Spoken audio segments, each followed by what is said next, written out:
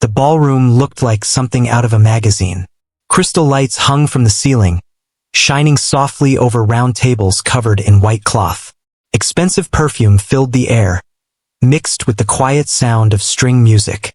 Guests in designer outfits laughed and spoke loudly, holding glasses that cost more than some people earned in a week. It was a charity event meant to show kindness, but for many, it was really a place to be seen. Among the guests was a wealthy socialite who believed the room belonged to her.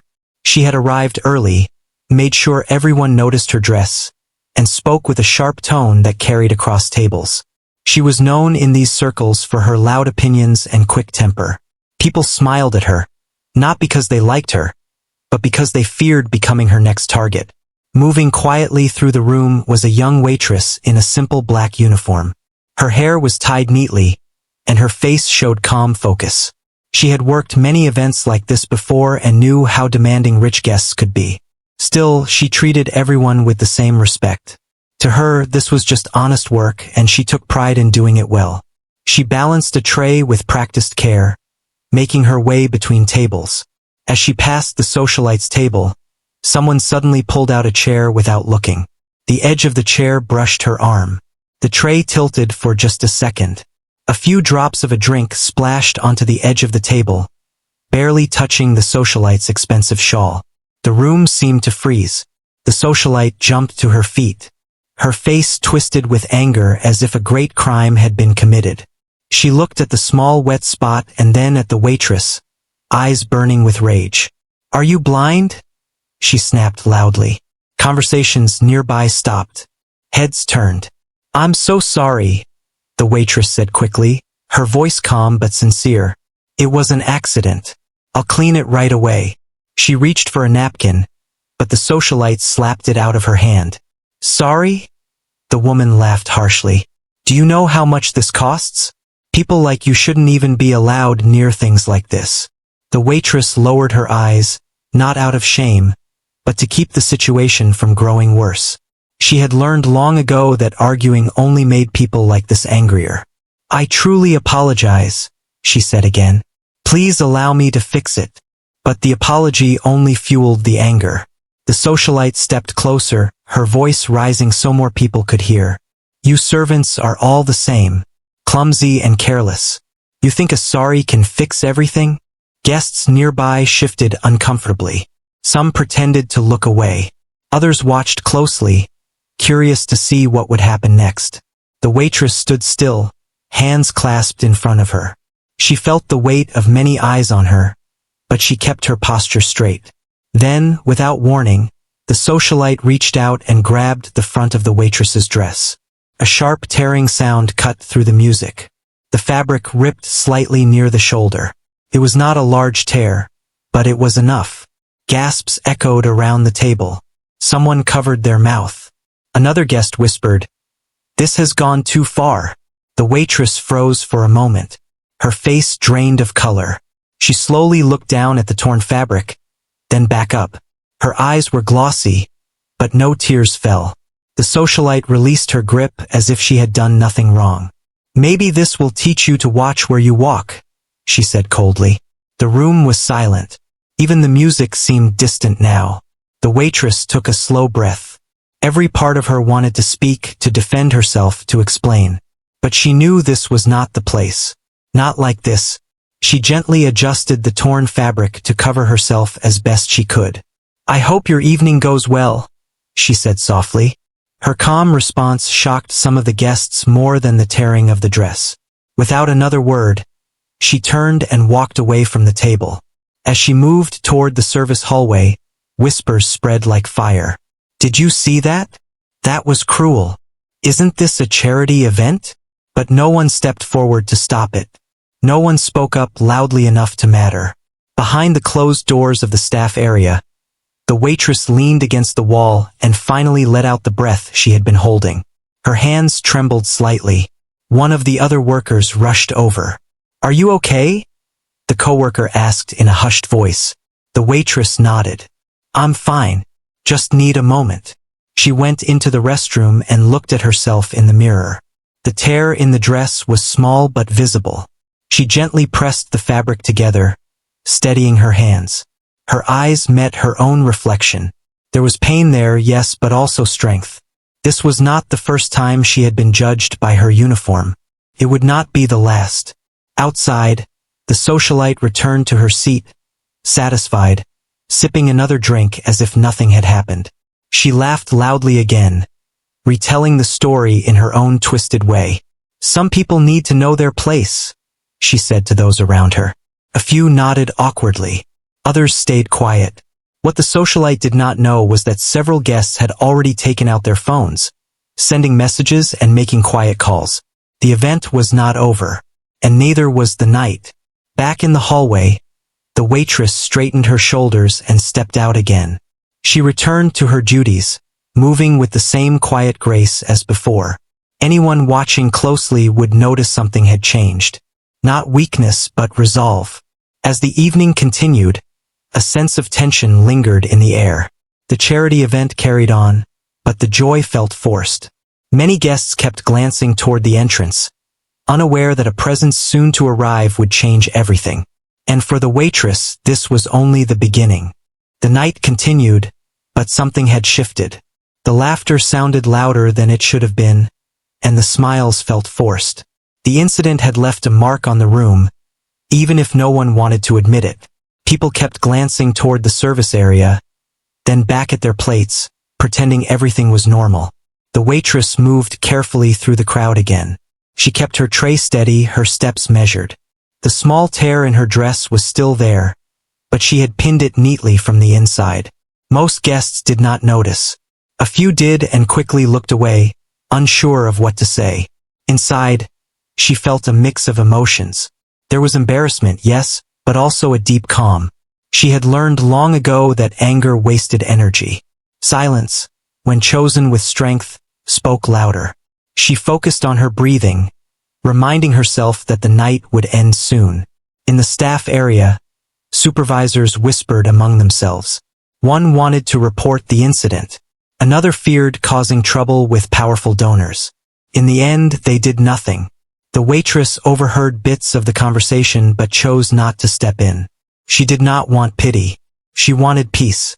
At one table near the stage, an older couple watched her closely. They noticed how she served with care, even after what had happened. When she refilled their glasses, the woman gently touched her arm. "You handled that with grace," she said quietly. The waitress smiled softly. "Thank you." Those two words meant more than the woman could ever know.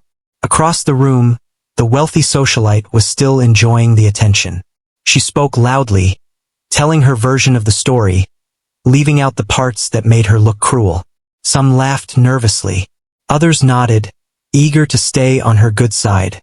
She felt powerful, certain that no consequences would come. "What kind of event hires people like that?" she scoffed. "Standards are falling everywhere." A few guests exchanged looks. One person excused themselves and walked away. As the evening progressed, an announcement echoed through the hall. The host thanked everyone for attending and hinted at a special guest arriving later to support the charity. The name was not mentioned, only described as a major supporter who preferred privacy.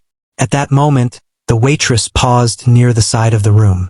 She checked her phone briefly, reading a short message. Her expression softened, though she quickly slipped the phone back into her pocket. Whatever the message said, it gave her comfort. She returned to work, helping clear plates and refresh tables. Her movements remained calm, almost graceful. Some guests began to see her differently now, not just as staff but as someone with quiet strength.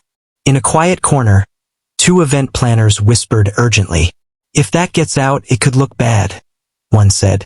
"It already looks bad," the other replied. People saw it. Still, no one approached the socialite. No one asked the waitress if she wanted to make a statement. The balance of power remained unfair, as it often did. During a short break, the waitress stepped outside onto a balcony overlooking the city. The night air was cool and calming. Lights stretched far into the distance, glowing softly. She leaned against the railing and closed her eyes for a moment. She thought about how easily people judged by appearances. A uniform became a label. A label became permission for cruelty. She had seen it many times in many places. Yet, she had also seen kindness from unexpected sources. She straightened up as the sound of applause drifted from inside. The special guest must have arrived. Back in the ballroom, heads turned toward the entrance. Security staff stepped aside as a tall figure entered, dressed simply compared to others in the room. There was no flashy display, no loud greeting. Still, the energy shifted instantly. Whispers spread. "That's him. I didn't know he was coming. He rarely attends events like this." The wealthy socialite noticed the attention and turned in her chair. Her confident smile widened. She stood, smoothing her dress, ready to impress. The guest moved slowly through the crowd, greeting organizers and sponsors with polite nods. His eyes scanned the room, not searching for admiration, but for someone specific. Near the service area, the waitress felt it before she saw him. A familiar presence, calm and grounding. She turned slightly, and their eyes met across the room. For a brief moment, everything else faded. She smiled. Not the polite smile she gave guests, but a real one. Warm, personal. He smiled back. No one noticed the exchange yet. It lasted only a second, but it carried years of trust, shared struggles, and quiet love. The waitress returned to her duties, aware that the night was moving towards something important. She did not rush it. Truth had its own timing. Meanwhile, the socialite made her way toward the special guest, determined to be seen. She stepped into his path, extending a hand and introducing herself with practiced charm. He greeted her politely, listening without much expression. She spoke quickly, praising the event, praising herself, laughing a little too loudly. Then, she gestured toward the room. "You should have seen the drama earlier," she said with a light laugh. "Some careless waitress nearly ruined my outfit. These people really need training." He looked at her steadily. "Which waitress?" he asked calmly. She pointed vaguely toward the service area. "One of them, dark uniform." Thought she could just apologize and walk away. His expression did not change, but something hardened behind his eyes. "I see," he said. At that moment, the host approached, inviting him to say a few words later in the evening. He nodded and followed, leaving the socialite slightly confused but still confident. From across the room, the waitress watched quietly. She did not feel fear. She did not feel anger. She felt ready. The truth was close now, and once it surfaced, nothing would be the same. The host tapped the microphone, and the low hum of conversation slowly faded. Glasses were set down. Chairs shifted. The special guest stepped onto the small stage, standing beneath the soft lights. He did not look like someone who needed attention. He waited until the room was quiet before speaking. "Thank you for being here tonight," he said calmly. His voice was steady, not loud, but it carried. "This cause matters to me. It's about dignity, opportunity, and respect." Several guests nodded. A few clapped lightly. As he spoke about the charity's mission, the waitress continued working near the edge of the room. She listened without looking up, wiping a table, stacking plates. Her hands moved with care. Anyone watching closely would see how her shoulders slowly relaxed. The wealthy socialite stood near the front, smiling proudly, certain that being close to the stage made her important.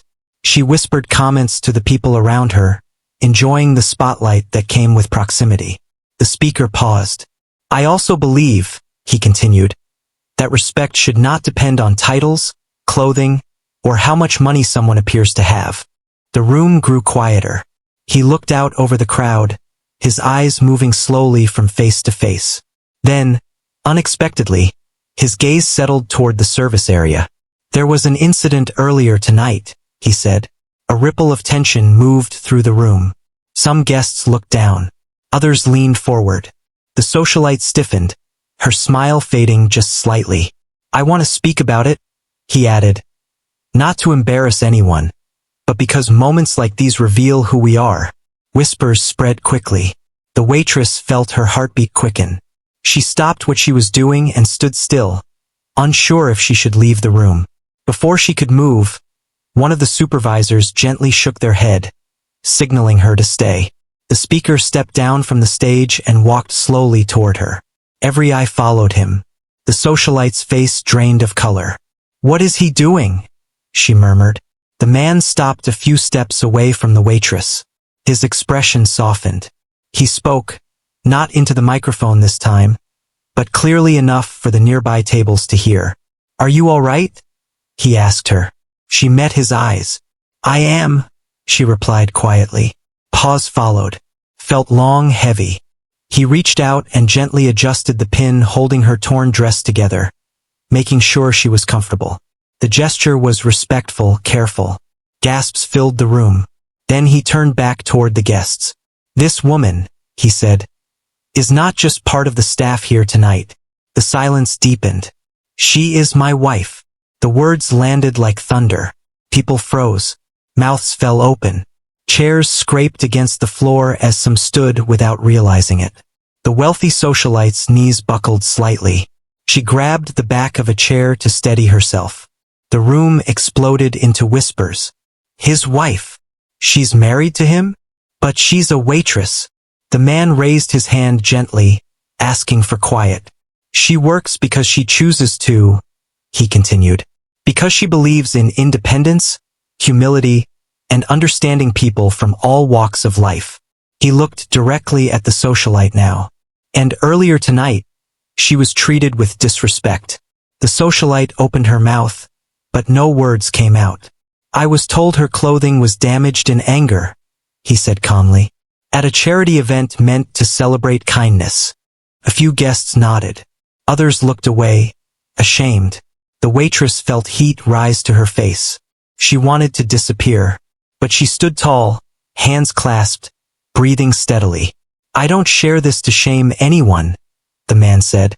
"I share it to remind us that power does not give permission to harm." The socialite finally found her voice. "I didn't know," she said weakly. "If I had known." He stopped her with a raised hand. "That is the point," he replied. "You shouldn't need to know who someone is married to, or how much they have, to treat them with decency." A heavy silence followed. The host stepped forward, visibly shaken, and apologized publicly on behalf of the event. Several guests clapped, though the applause was uneven, filled with discomfort. The socialite stood frozen. Her confidence had vanished. Eyes that once admired her now judged her. Sponsors whispered. Phones buzzed quietly as messages were sent. The man turned back to the waitress. "Do you want to leave?" he asked softly. She shook her head. "No," she said. "I want to finish my shift." Her answer surprised many. He smiled, proud. "Then I'll stay too." The night continued, but everything felt different. The socialite sat silently now, shrinking into herself. No one gathered around her anymore. Guests approached the waitress with quiet apologies. Some thanked her for her grace. She accepted their words kindly, without bitterness. From across the room, the socialite watched, realizing for the first time that true respect could not be forced or bought. As the event drew closer to its end, one truth became clear to everyone present. What had been torn that night was not just a dress, but an illusion of superiority. And once torn, it could never be stitched back the same way. The atmosphere in the ballroom felt heavier than before. Conversations were quieter now, and people chose their words carefully. The moment on the stage had changed how everyone saw the night. What was once a place for showing off had become a mirror, forcing many to look at themselves. The waitress returned to her tasks, carrying plates and clearing glasses. She moved with the same calm rhythm, but inside, her thoughts were busy. She was not angry. She was not proud either. She simply felt relieved that the truth was out, no longer hidden behind a uniform. The man stayed close, not hovering, not drawing attention. He spoke with organizers, thanked donors, and listened more than he talked. When people approached him to praise his words, he redirected the credit to the cause. When they asked about the incident, he kept his answers short and respectful. "It's not about us," he said more than once. "It's about learning." Across the room, the wealthy socialite sat alone. Her phone rested on the table, screen lighting up again and again. Messages arrived quickly now. Some were confused. Others were angry. A few were quietly cutting ties. She read them all, her face growing tighter with each one. She tried to laugh it off when someone glanced her way, but the sound came out weak. No one joined her. The circle that once followed her had dissolved. An organizer approached her table with a careful smile. "We'll need to speak later," they said politely. "There have been concerns raised." She nodded, unable to meet their eyes. Near the service area, a younger staff member whispered to the waitress, "I've never seen anything like that."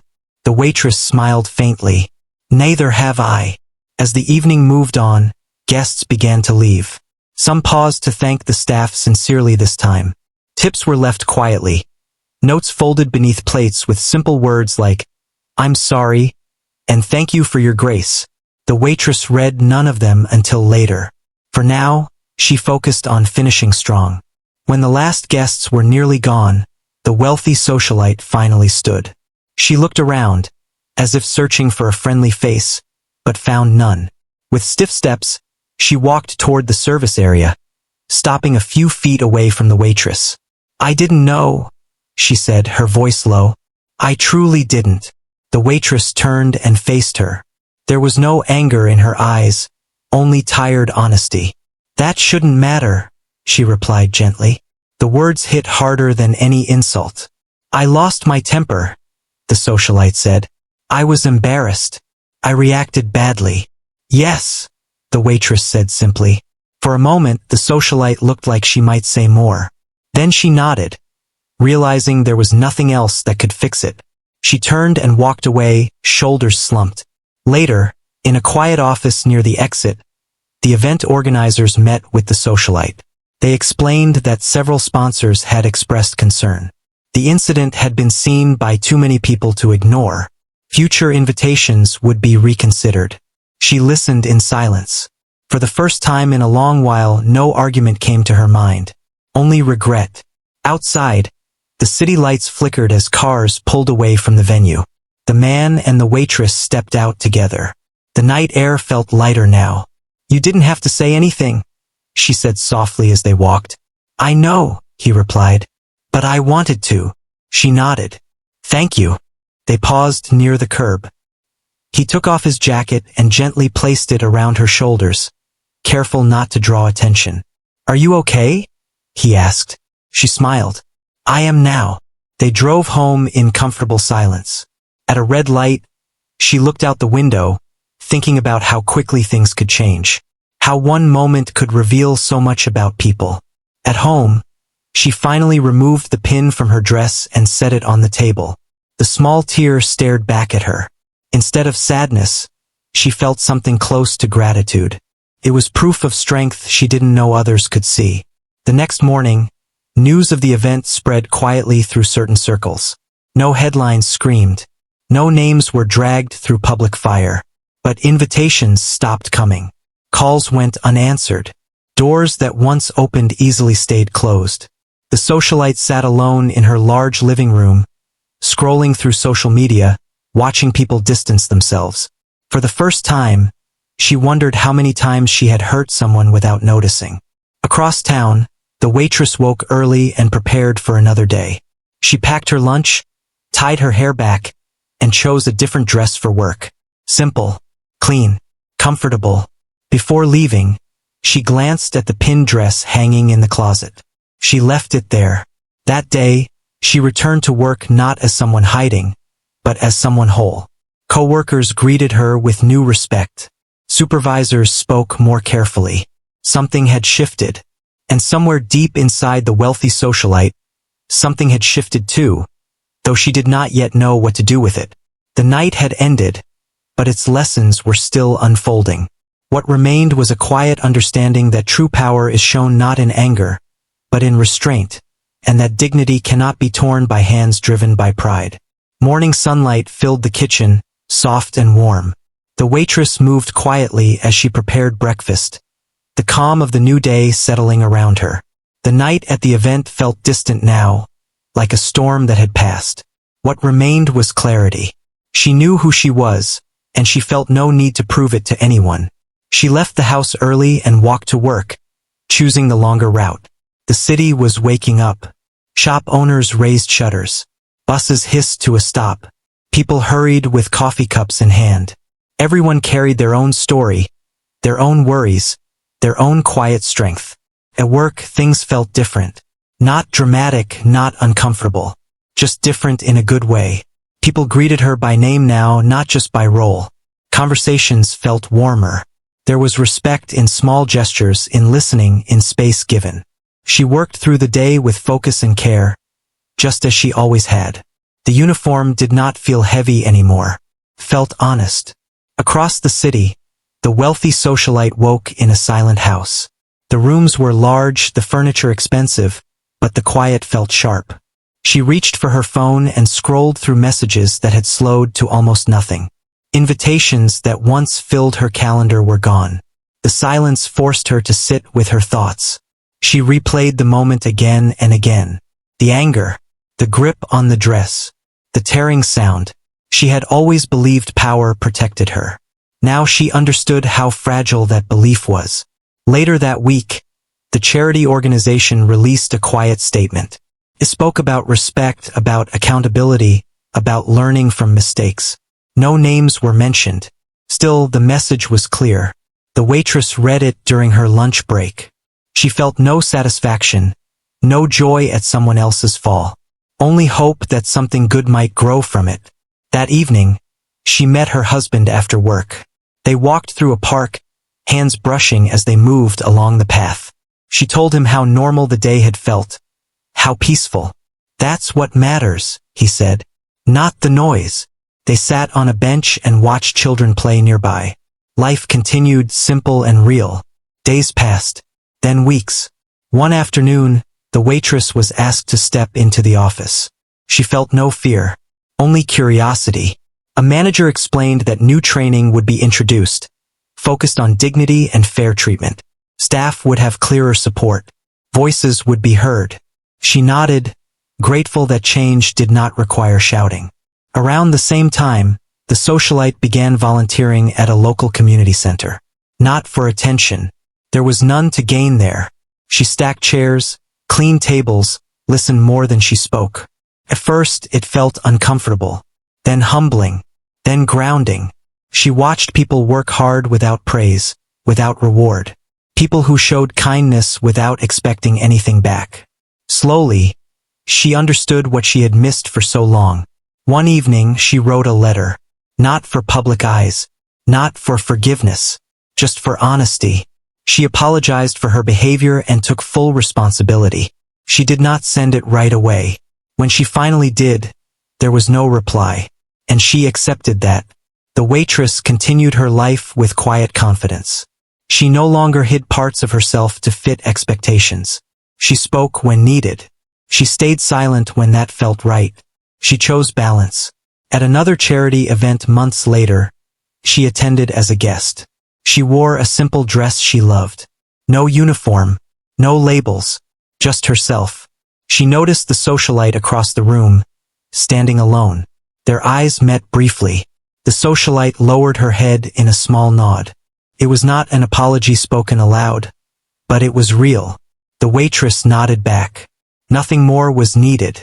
As the night went on, laughter filled the room, softer and more genuine than before. People spoke about causes, not status. About impact, not image. The lesson from that earlier night lingered quietly in the background, shaping choices, guiding behavior. Some stories end with applause. Others end with reflection. This one ended with understanding. A torn dress had revealed something far more important than wealth or rank. It showed that dignity cannot be taken unless it is given away, and that true strength lives in calm responses, not loud reactions. The waitress walked home under the evening sky, feeling light. The world had not changed completely, but something within it had shifted.